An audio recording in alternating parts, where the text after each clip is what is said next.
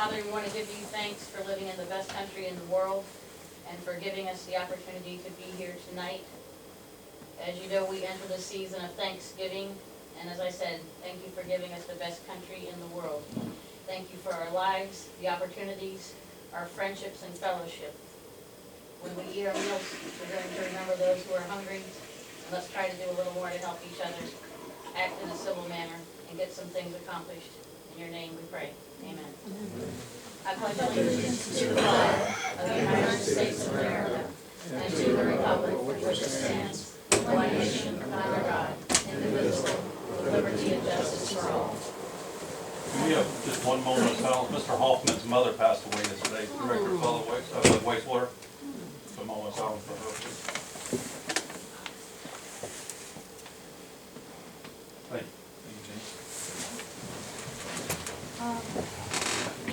Carol? Freedom of Information Act. In compliance with the Freedom of Information Act, notice of this meeting and its agenda were provided to all news media and persons requesting notification. Commissioner Brown Crouch? Here.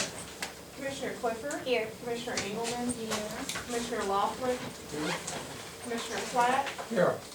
Commissioner Colston? Here. Commissioner Woolsey? Here. Oral and written petitions, are there anything, anybody signed in to speak? No one signed in. Okay. Consent agenda, have y'all read the minutes? Do I have a motion to So moved. second? Any corrections there? It was very long, so.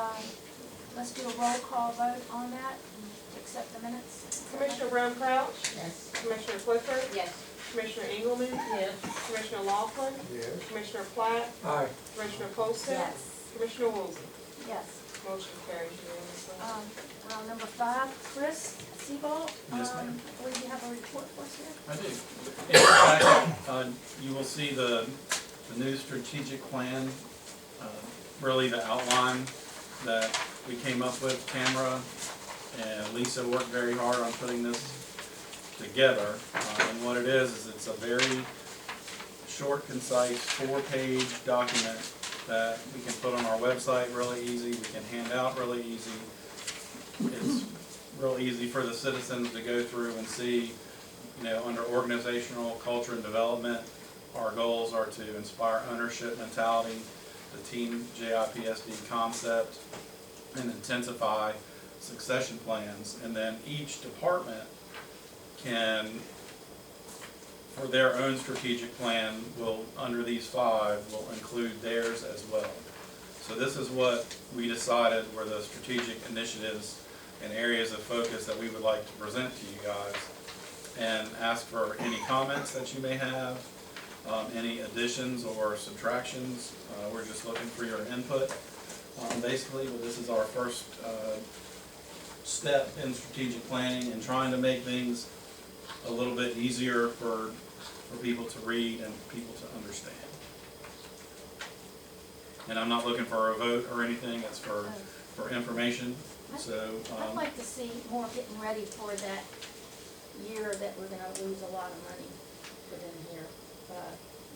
Everybody should be thinking about that. 2036. 2036, yes, ma'am. 2036, it's sort of our witching hour or something. But anyway, that should always be something we're thinking about. Because we're gonna have probably about $1 million shortfall. Easily. Right. So we need to be thinking about that. Keep that in that mind.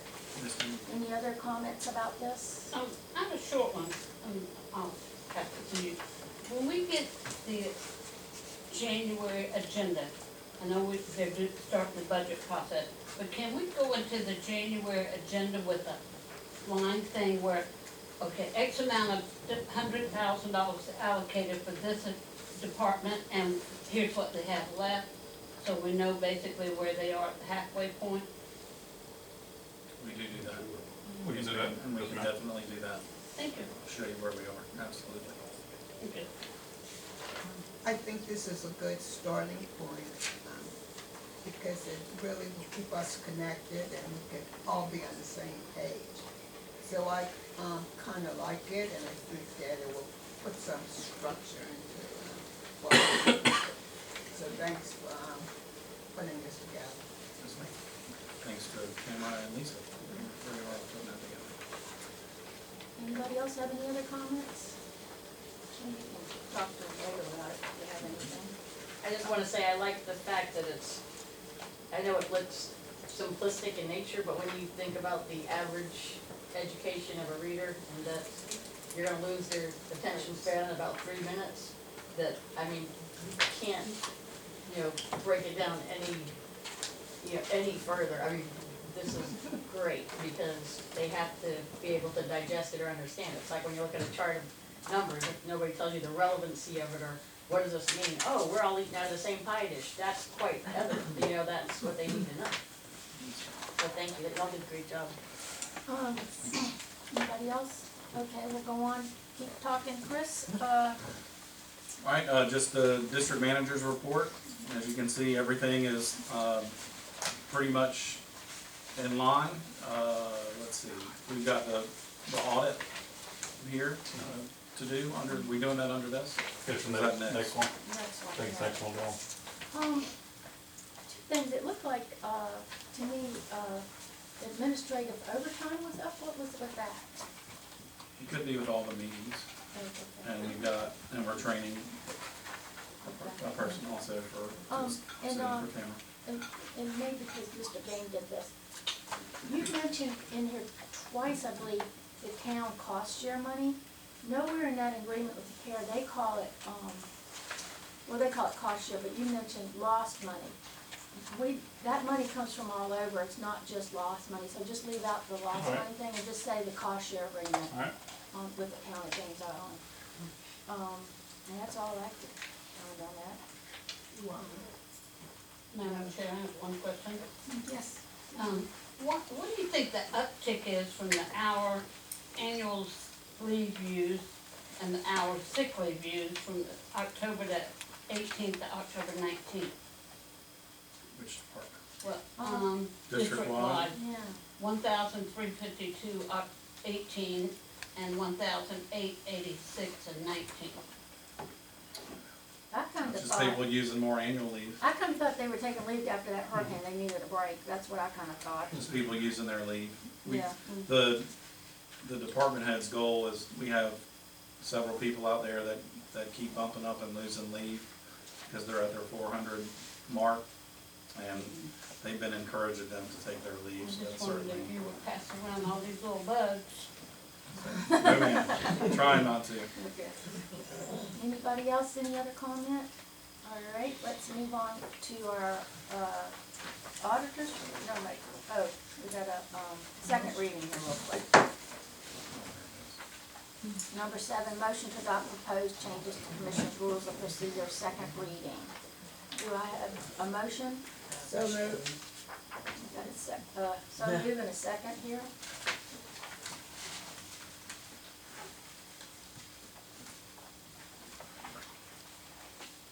Any discussion? Let's do a Just roll. thankful we got the changes in ahead of time, so that we didn't have to eat up the meeting time doing things that we can do in preparation for such a motion.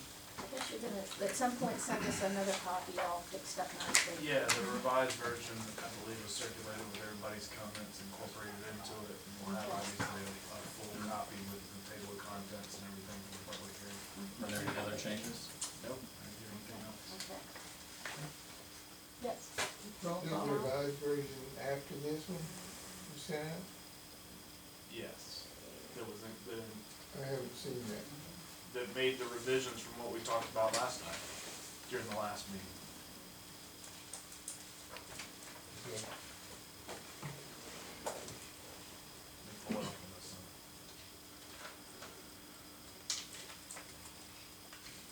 We got a motion on the floor in a second. Yeah, and he's just, we had some questions, so we'll,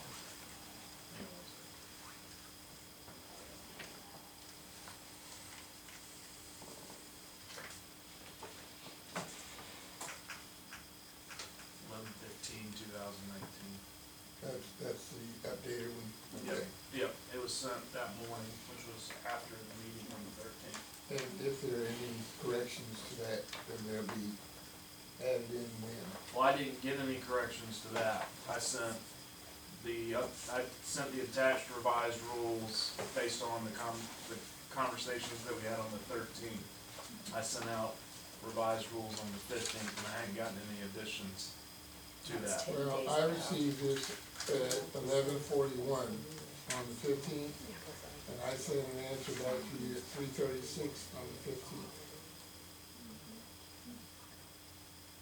Okay, what was your question?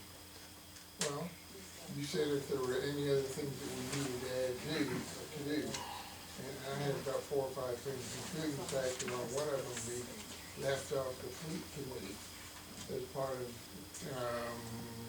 Rule 6. I'll be happy to leave this with you, because this has got my handwritten comments in it. Yeah, let me just make sure I got that email. At 3:36 p.m. About the fleet committee. Well, that's just one of them, one of the comments.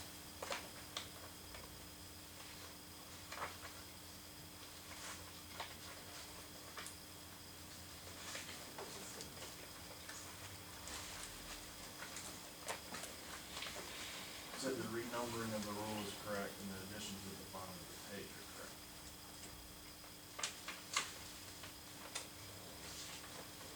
That was the only thing I saw.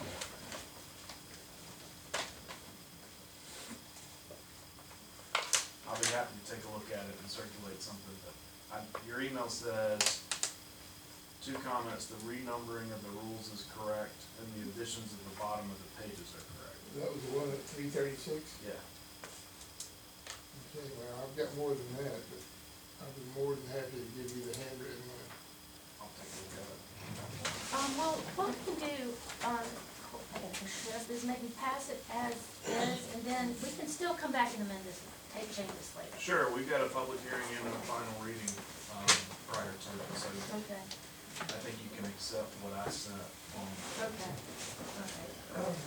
Yes, So, I thought this, sorry, Yeah, well, maybe you want to say the same thing, go ahead. I thought this was supposed to be a second reading tonight. This is the second reading, but we didn't have time to public, you can do it one of 2 ways. You can do the second reading and the final reading on the same night, or you can split it up. And because there was not a 15-day window between the first reading and the second reading to do a public notice for a public hearing, the public hearing is gonna be before the December commission meeting, and that would be the final reading. So we're gonna have 3 readings on this. Okay, that would have been nice to know.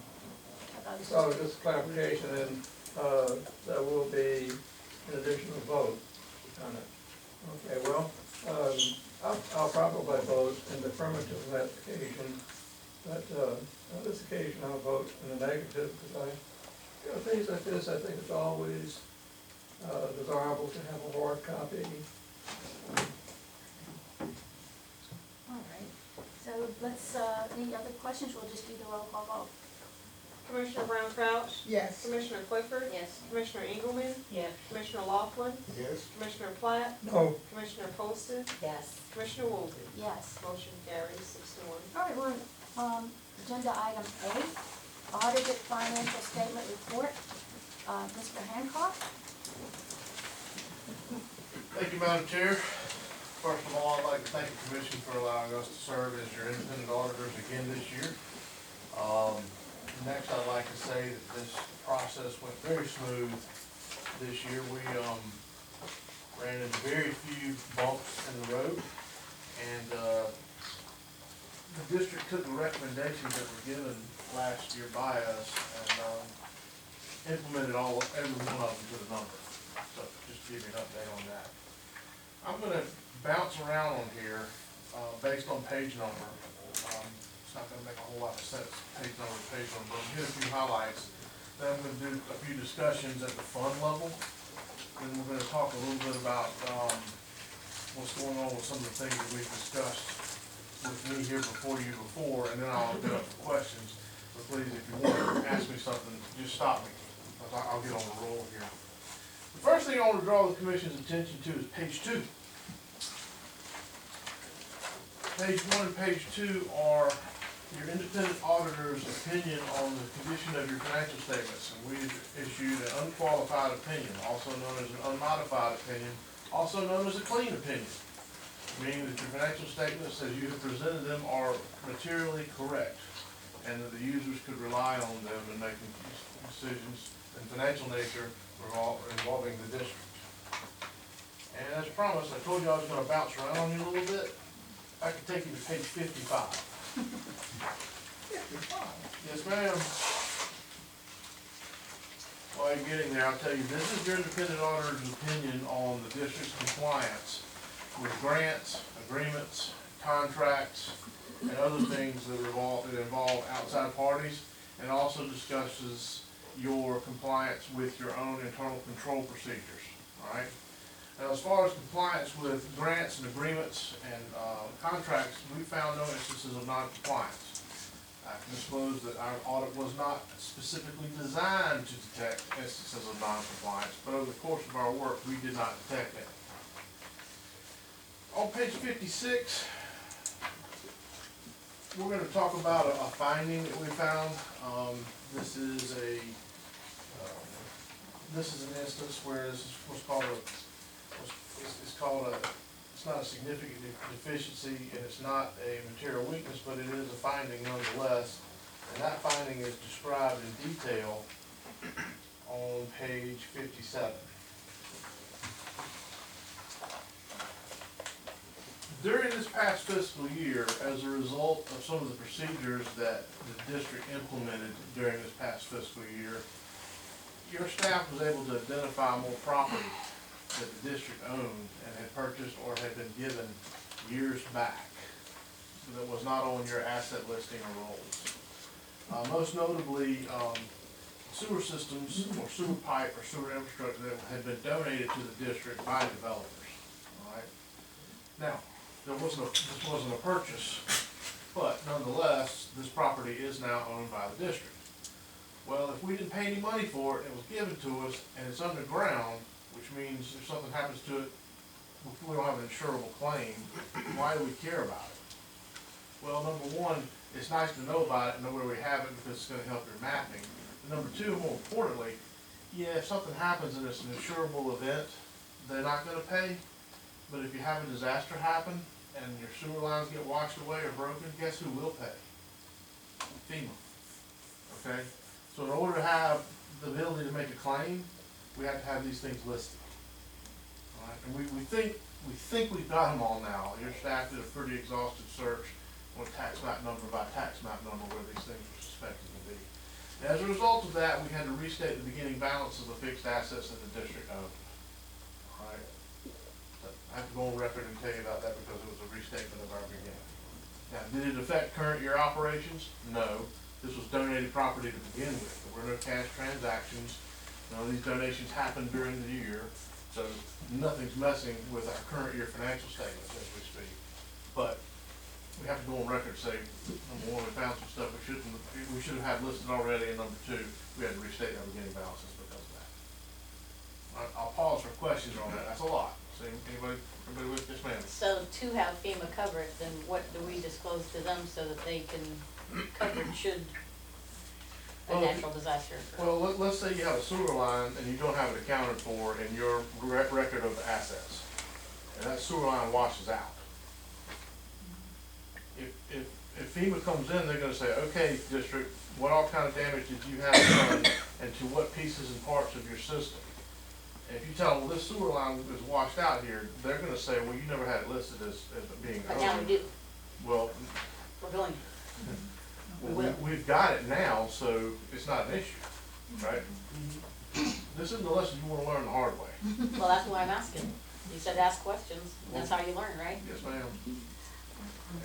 So, how did you, discover this? I'm just going, tell me, you were fortunate, I mean, we've been around for 20 years, and this is the first time I'm hearing about this. Well, if you remember last year, we had a situation where we were spending money on capital items, but we weren't capitalizing them and keeping a list of them.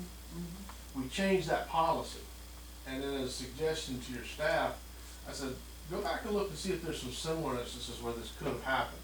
where developers have come in and there have been subdivisions and you've had additions to your sewer lines and things like that. So your staff did, and they found $1,228,000 worth of donated assets that we didn't have on the books, but we now do. Okay. All right? Everybody understand the process, the reason? Okay? So, you're telling me with your expertise, you, felt like, we had something that wasn't accounted for, and so you wanted us to go and kinda check it out? As a result of the change in your policy, I suggested that the district go back and look into history. Okay, And when your staff did, this is what they found. okay, gotcha.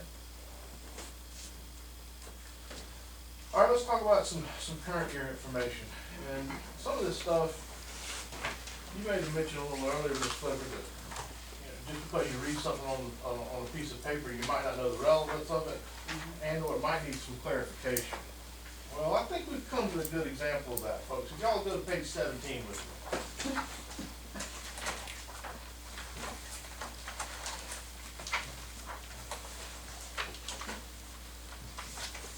Page 17 is a budget and actual comparison of your general fund. And to bring everybody up to speed, your general funds are the activities of your administration, your fire, your solid waste. Last year, the district had budgeted to use $372,000 of its reserves to balance the budget, all right? Nothing wrong with that. You've accumulated assets, you're gonna spend them in a year when you need them, but you're not taking enough revenue in to balance the budget. No big deal. It was planned, y'all passed the budget, it was fine. However, we actually had a spending deficit of $1,112,000 last year. And we have to ask ourselves why. Last year was a little different. The one big thing that the district did and spent money on that it did not get the financing for is the land. About $1.3 million in land last year, right?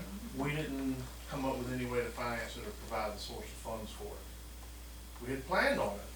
We had planned on issuing $1,350,000 in debt to pay for it, but we didn't borrow any money. We paid it with cash. Okay? So when you look at this, and you have $1,112,000 deficit for the year, at first glance that looks bad. Upon explanation, you bought an expensive piece of land that you didn't borrow money for. So am I clear on why this number is big and red and got brackets around it, but it might not necessarily be a bad thing? Any questions on that before I move on? I'll make sure I'm clear on this because this is gonna raise a lot of questions to somebody that's not in on this, okay? All right, if we don't have any questions on that, I want to turn your attention now to page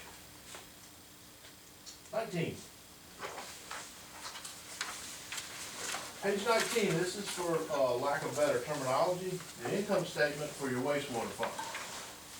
All right, you can see you took in $7.6 million, and your operating costs, including depreciation, was $6.7 million, which left an operating income of $921,000. Okay, we made $921,000 in the wastewater fund. Is that good or is that bad? Well, it's good to have a little cushion, but it sounds like a lot to me, but. Well, under normal circumstances, Madam Chair, I might be inclined to agree with you. $1 million surplus, we have to ask ourselves why. And here's the why. When the district's finances are looked upon by borrowing agencies, banks, bond issuers, trustees, and so forth, they want to know certain ratios. And one of the main ratios they want to know is how many days cash do you have in the bank? In other words, if all operations were to cease, how many days could you survive, right? And the other question is, how much are you supposed to have, right? Well, the Governmental Finance Officers Association recommends 180 to 270 days worth of cash on hand, unrestricted. You can operate for 6 to 9 months without any revenue. I was on a ratings call with Moody's about 3 months ago, and they downrated a client's credit rating, one of my clients, because they had about 180 days, 179 days with the cash on hand. I don't know if I can believe this, but they said it, and so these are the rules they're playing by. They said that the average public utility that they rate debt for has at least 365 days of cash on hand. A year's worth of cash on hand. Now, do I agree with that? Heck no. But I'm telling you the rules by which you're judged. And so now your question now is how many days of cash do you have? And as of right now, excuse me, as of June 30th, it's about 172 days. Okay, so we go back to having a $921,000 surplus. All right, so that took our days cash on hand up. So the GFOA recommendation is 180 to 270, which we are not there yet. And then Moody's and S&P want you to have 365. I can't tell you what's right for you, but now you have information to govern by. Okay? So this comes back to, are rates too high or rates too low? That's y'all's decision. All right? If you were to show deficits year in and year out, that would be bad. I think we all could agree on that. If you were to show $1 million surpluses year in and year out, I think that'd be bad. We could all agree on that. But we're being looked at because we've got debt in the public sphere. And you are being judged on what some of the rules are that have been made up by some folks in New York City or some other financial center on what your health is. They're telling you what your health is. They're determining what a good cholesterol count is. Okay? Now, you and I could have the same cholesterol count, but one could be good for us, one and bad for the other, just because we're made up differently, right? We're not the same thing as a public utility in Pennsylvania or Kentucky or Texas, when it goes to South Carolina. But I just want to bring that point out, that we're at 172 days. GFOA wants you to have 180 to 270. The bond people want you to have a year.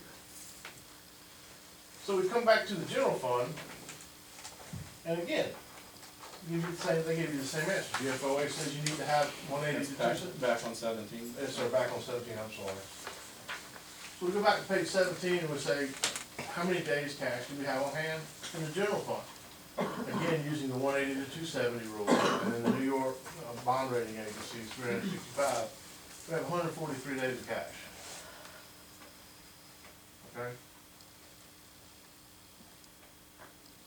Now, that's probably going to change this coming year. It should. But you folks have to decide based on a goal, like number of days cash on hand. You've got to pull the levers and push the levers to get your rates right and to get your spending controlled. Now, we didn't find any evidence of fraud, waste, or abuse here. We weren't specifically tasked to do that. But we didn't come across any instances of it either. All right. So, any questions on that stuff before I move on? Just one, we've got two different GFO and we got Moody's, right? Right. Which one of them should we really be trying to satisfy? Well, the GFOA is 180 to 270, and the main folks that y'all are borrowing money from is the state revolving loan fund, all right? Which is GFOA. That's what they're gonna measure by, correct. If you're gonna go issue a general obligation bond or revenue bond and go to the public to get funding, rather than having it done at the state level, That's Moody's. then that's the Moody's. So as long as we stay with the procedures that we're doing right now, the GFOA is the higher importance of satisfying. It should be. It should be. Okay, thank Madam you. Chair. I think you were involved in this process at that time when you went through the budget and you found we were down $1 million.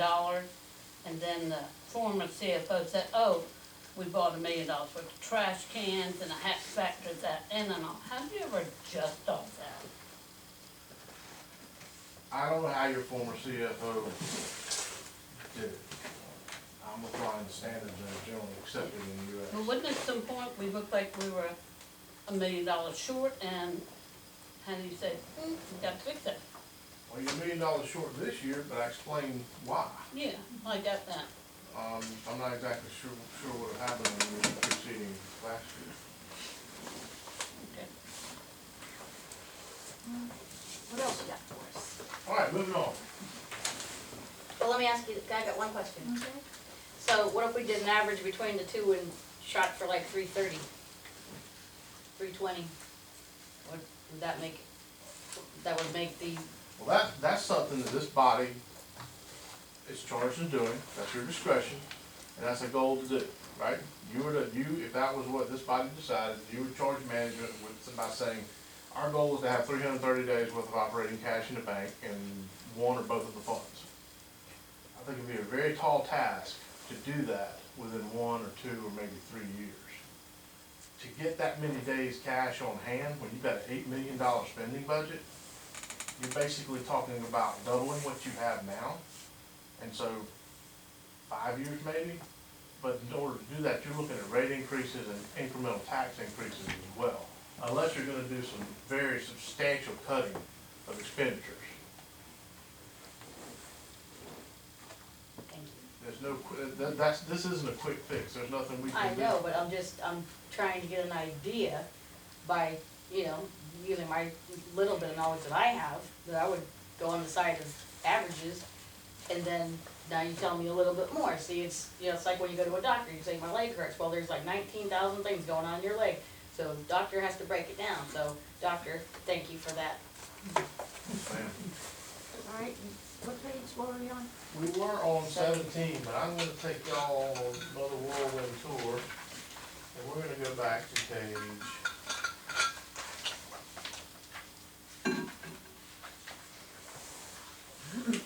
We're gonna go back to page.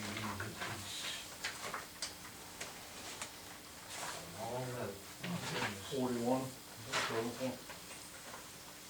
41, yes. 41, and then we've got adjudicated somewhere in the back. We have talked in these meetings before about post-employment health insurance and the liability that the district has to pay our retirees' health insurance. This year, at the end of the year, the district is on the hook for $8.755 million. That's what you owe, or will owe, to your retirees for health insurance after they're separated. What does that mean? It's my advice to this commission to look at the policy. What are the requirements for eligibility? What are your minimum age requirements? What are your minimum service years requirements? What are you gonna do when somebody reaches the age of 65? Are you gonna make them mandatorily go on Medicare and then you provide a supplement? Or will you continue with the 100% private insurance for them after 65? These are levers that will make this number go up or down.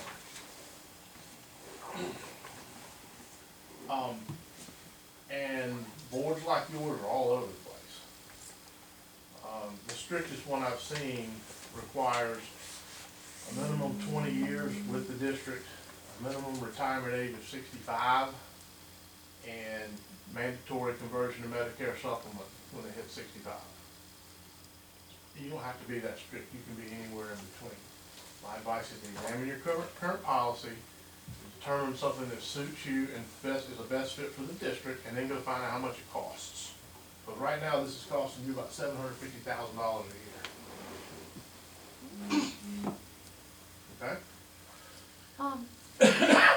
In our employment policy manual, the last page, the last paragraph, it says, the district may pay a portion of the cost of retirees' insurance premiums determined annually based on available funds and commission approval. So we need to do this annually. Yeah, I don't understand why we're doing it automatically. We need to approve of this spending every year, and we haven't been doing that. Well, the policy needs to be put in place first, and then the funding mechanism of it second, right? Because the policy is, here's what we want to do, right? The funding is where we're going to find the money to do it. And that's gotta be a function of your budget ordinance every year. And if you follow things in that order, then what will happen will be the directive of the district's commissioners. This is, if policy stays the same, and the district does not fund this is gonna grow by $750,000 a year. Now, to the extent that the district does fund it, that $750,000 amount is going to come down. The past 2 years, you folks have funded this somewhat. During this fiscal year that we're already in here, y'all put $100,000 in there. So the hole only went from, the hole didn't get deeper by $750,000, it only got deeper by $650,000. Again, this board needs to examine what it wants its policy to be. What do you want it to look like, and then go find out how much it's gonna cost, and then vote to fund it or not. That's the process. So this is another multi-year fix. Yes.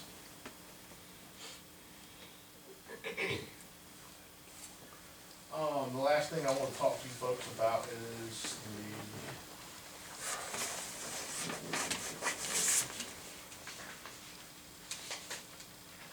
let's turn to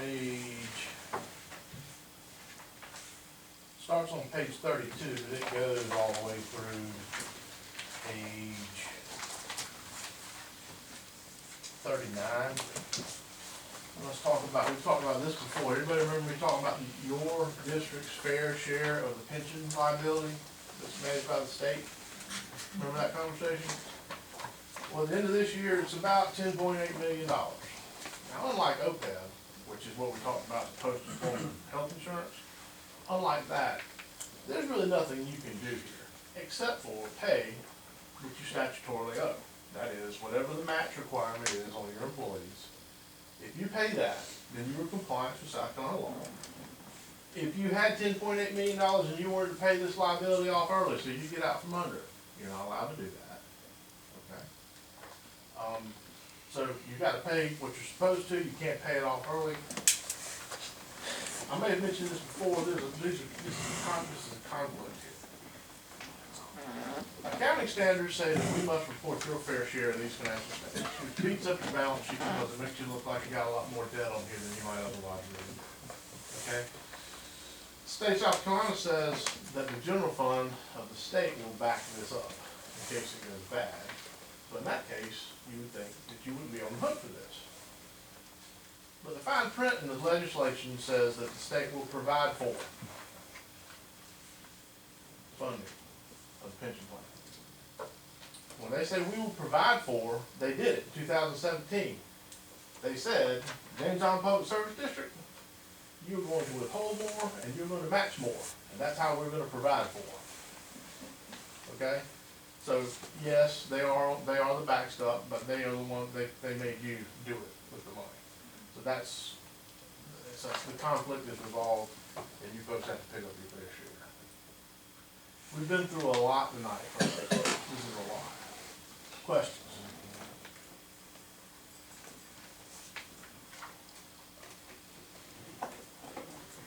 We'll let you know when we come out of shell shock. I said we got a lot of work ahead of us. Yes, ma'am. That's why we started the budget process early this year, because we got a lot of work to do. And you haven't made it in very easy for us. You just Don't shoot the messenger. Any other questions? Thank you. Again, thank you all for allowing us to serve. We enjoyed our time down here doing the field work, and we got real good and professional cooperation from your staff, and information was very free flowing and easy to access. Thank you for giving us this, as she said, and obviously we have a lot to do, so this is great job. Thank you all again. Thank you. Bill, if you wanna head on home, you don't have to stay for the rest of this. I didn't know, Madam Chair, if y'all were gonna have an executive session, and if you were gonna pull me into it. I was waiting on direction from somebody to tell me yes or no. Anybody see anything? No, you want anything? Okay, all right, stick around then. Number 9, fire station headquarters building color. Madam Chair, I'd like to make the motion that we allow the fire department chiefs and all to make a final choice on the colors of the fire station, because, you know, if we allowed everyone in here and everyone out there to have a choice, we'd have 30 things and say, how do we choose which one? So since they're the ones that's gonna be in the building every day, I think they should have the final say-so on the color. Second. So I agree. I remember you mentioning this in an email like last week. And I know that was something that you really, We have were a for. motion and a second and discussion. Anybody? Well, I agree. okay. Well, I disagree. Our firemen are firemen, they're not art majors, they're not architects, they're not designers. And, they might live in the building, and I really don't care what color they paint the walls inside, but we all have to drive by this building, the public has to drive by it, and I just, have a real problem. If the building was on fire, they could put it out, but, you know, picking out the color, I just feel like this is not something that they should be doing. Yes, Mr. Platt? Madam Chairman, I fully concur with your sentiments. Nevertheless, I'll probably vote for it. It's very difficult. It's very difficult to vote against something like this. I think it's unfortunate that it came up, but it has come up, and I don't want to be on record as being Well, you hate to opposed be to against it, but, whatever the firemen do, you know, but, but I would suggest this respectfully. If there's ever a new facility for fleet maintenance or for wastewater, Whatever. let them decide too. But I, actually raised my hand before he did, but I Oh, know your I'm back sorry. is to me. Oh, it's You hard to didn't see do us it, all. yeah. I know, just waiting for you. And I would just like to say, while I completely understand the concern and do think that, you know, it makes sense, because, you know, we are the commission, and you know that residents have made word about it, and we have hired these architects for a reason, and they've also, it's not just, oh, you choose any color in the world and any colors you want. They've said, okay, these are kind of, we've discussed it when we had the wonderful presentation, be able to see the imagery and see some different colors. Also stated by the architect, you know, why certain color options would be better, you know, the blue, the white, the red, you know, it's talking about it. We voiced our opinion, and I'm sure between, you know, you and Engelman and, you know, I mean, that you all would be able to, you know, what kind of is felt by commission, if that's the best way to say it. yes, Sandy? I want to point out briefly, when I was on the school board, we did $500 million, $500 million in capital improvement. But every architectural firm, when we hired them, they were hired with the knowledge that they would pick the colors and everything else. But apparently this wasn't ahead of time. I seriously doubt you'll have anyone from solid waste or whatever saying, no, we want a yellow building with white trim and all. But I do think, this is a big building, it's on a street corner, very noticeable. And I think with a very softer palette, soften up some, it'd be more aesthetically pleasing than a giant white building with, you know, blue trim and gray doors, or gray trim and blue doors. I just think that, this should be a job for the fire chiefs, and, I don't really understand a whole lot of the upset about it. Yes. My only concern was during that presentation, colors were limited due to the type of material. And as you just heard, you know, any penny that can be saved is great, because there are only certain color options available for the certain types of wood and plank or whatever, as long as it's aesthetically pleasing, fits in with the neighborhood. And I'd like to think that the fire chiefs, or, you know, or whoever makes this decision, that we have enough common sense to notice the things around and, you know, not paint it purple and, you know, hot pink polka dots, I mean, so, I'm just worried about the building materials because the colors were limited, depending on the type of materials used. I actually ran into a guy the other day, he happened to have a Buck Lumber shirt on, and I started asking him about the factory finish and painting it on site. He said, painted on site, he said, we have a lot of problems, issues with boards getting scratched up and damaged coming in and putting up on site. He said, he highly recommended, just take the prime boards and paint it on site. And, I kinda trust him, cause, you know, he's the one that's gonna get feedback from the customer if it's scratched up and damaged, so he must get a lot of that. Yes, Alan? Well, from what I remember of the architect's presentation, we're kind of jumping the gun right now, because we don't have a close-up deadline as far as picking the color. This is the kind of thing that can be kicked down the road, as they say. He could. 6 more months before any kind of decision has to be made. And it'll give us a lot of time to make non-judgmental decisions. And the fire department would be a good place to start. I'm gonna jump ahead of Mr. Sebo. What I'd like everyone to agree to is letting the chief look into the colors, so they can come back last January, February, whatever, and say, this is what we find the most aesthetically pleasing. They can probably get a big swatch of what the color will look like, and let them start the process, and then we say, yeah, we like it, no, we don't like it, but, you know, but she did tell us, you know, y'all can look at it at a different time. She said, but I would start this before January, and that's what she told us when she made the presentation. So, I'm sorry, jump in on your time. Yes, When we met with the architects last time, we did decide against using the pre-painted board and Yeah. painted on site for that very reason. yeah. Some, I don't know if it was Tom or whoever, somebody asked the question about was that a problem with chipping or whatever, and it was, so the decision was made that it would be painted on site. And they do need to know relatively soon on what we're gonna choose, because the contractor is in the mode of ordering materials.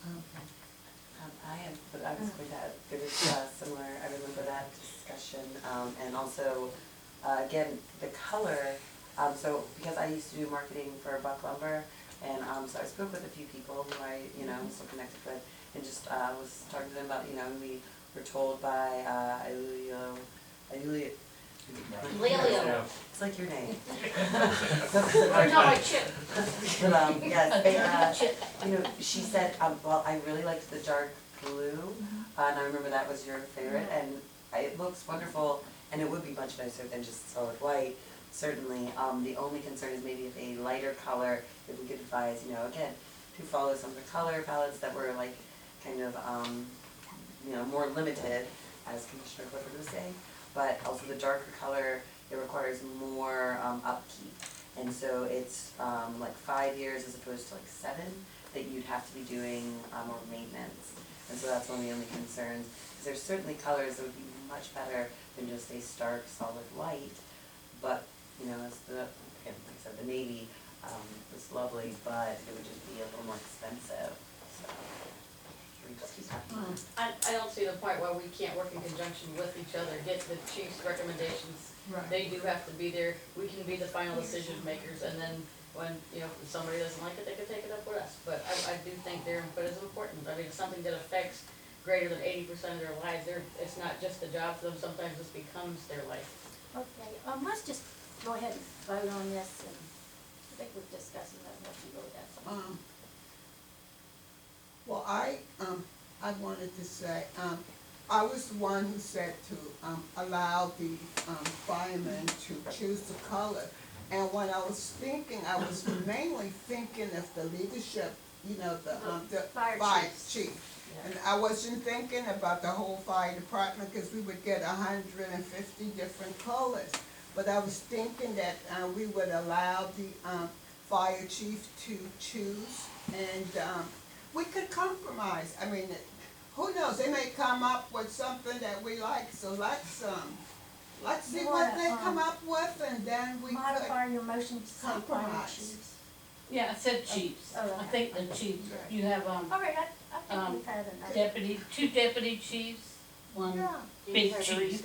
so let them make a decision, and then we can just compromise. How So about we that? have a motion for to allow the fire chiefs to, present, colors of the buildings. Yeah. And, so let's go ahead and. Second. We got a second, so we're ready to vote, okay? Commissioner Brown Crouch? Yes. Commissioner Clifford? Yes. Commissioner Engelmann? Yes.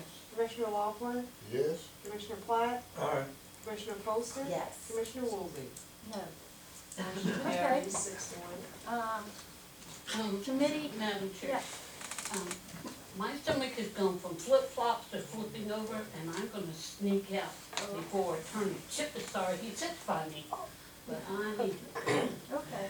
somebody did this to me. Committee, and PSD representative report, solid waste, Oh, yes, so, I know the majority of the group is here. So we, discussed with Mr. Desmond, the issue that was brought to him, last Monday. And it is regarding the, it was about a week ago. They are going to be meeting, next Monday to further discuss, but, the county contacted him, the landfill director, informed that the, waste will now, the bulk construction, debris, things like that, will be hauled to Republic Services, instead of over at East Ferry. And that's taking time from about an hour and 15 minutes to twice this amount of time, 2.5 hours of travel. And so we are going to have to make some changes. Again, he meets with the city on Monday and will be notifying us how things will be moving from there. And will be on the agenda for the December meeting. okay, thank you. Yeah, I was gonna ask, was that going to warrant a separate meeting of the solid waste committee, or we're just gonna put I an think we injunction should with just go December? straight to it. He's going to email us and I know again that you. And then maybe by that time too, since they'll be doing a couple, runs and stuff, then he can give a real life analysis of what the heck this is I costing. think they've him. already started doing it, but, Right. yeah. Yeah, it started today, so, but yeah, he'll be emailing us after the meeting, next Monday. He'll let us know, of course, everything, and we will then go from there. We're gonna try to get social media to start pushing people to recycle that. Call Goodwill, call Kidney Foundation or Habitat, and try to do something with that. And, but we're gonna let them make recommendations, and then we'll look at it at that meeting.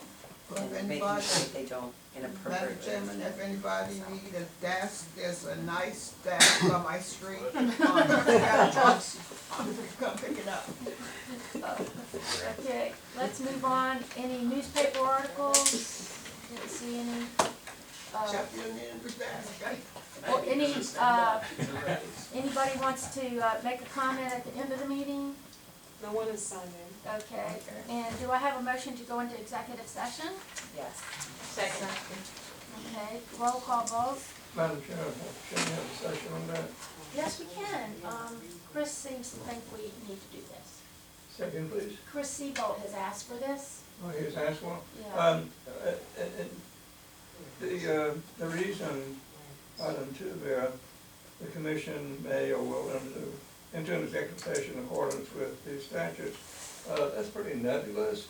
And I think at least for the benefit of constituents, there should be some broad characterization, employment, contractual matters or something, and I see council nodding in agreement with that.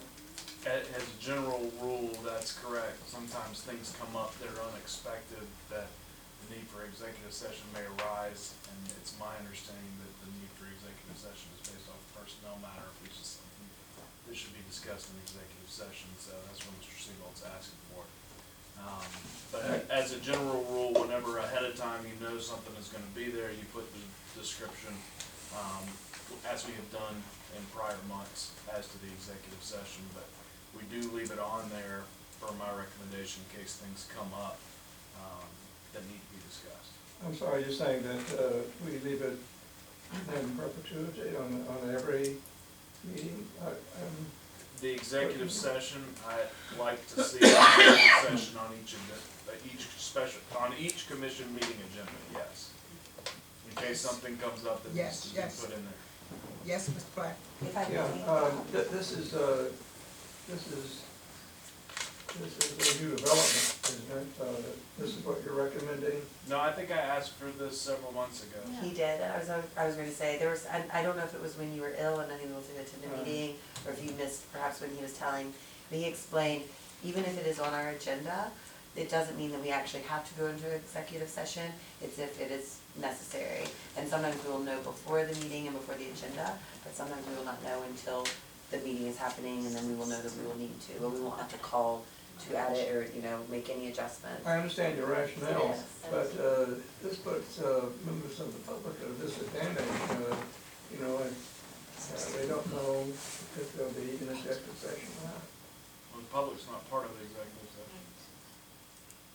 If the meeting may take Right, longer, but- correct, yes, I understand that fully, but I think it'd be interesting to know whether or not the commission would be going into executive session, Well, like, and they could speculate whatever direction they take. normally, if we know ahead of time, we will say it's about this or that. But something's come up before this, after this agenda was put out, is that correct? And we need Two to- things today, Two things have come up today, so we didn't have time to put it out, so Chris has asked for it, I don't even know what it's about, so. And I also would like to add, if I may, it's wonderful, and I so appreciate, the attendance of some residents. However, majority of our meetings, there aren't so many people. I know there were two women who did have to stay for like an hour and a half of executive session, and they did, and it was because of what we were discussing, and I think it was the Dills Bluff property, and they wanted to speak because we do the public speaking at the end.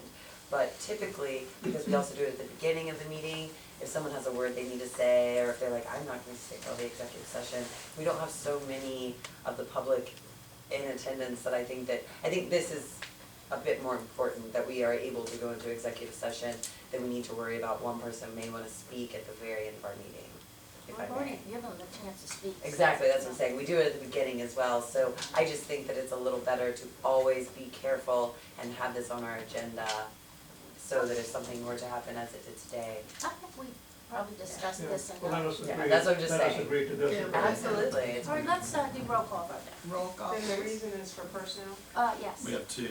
two personnel. We have one to receive legal advice Thank you, and a personnel matter. thank you. Commissioner Brown Crouch? Yes. Commissioner Clifford? Yes. Commissioner Engelmann?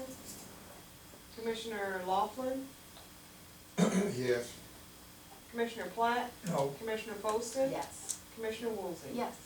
Motion carries. Okay. Okay, for part one, if I could have Mr. Hancock and Mr. Game stay. Yes. Okay. We're now back in session. We had our executive session and to receive legal advice, and no action was taken. Do I have a motion to adjourn? I make a motion to adjourn. I second.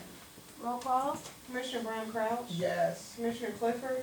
Yes. Commissioner Engelmann? Commissioner Laughlin? Yes. Commissioner Platt? aye. Commissioner Poston? Yes. Commissioner Woolsey? Yes. Motion carries unanimously. The meeting is adjourned. Thanks, everyone.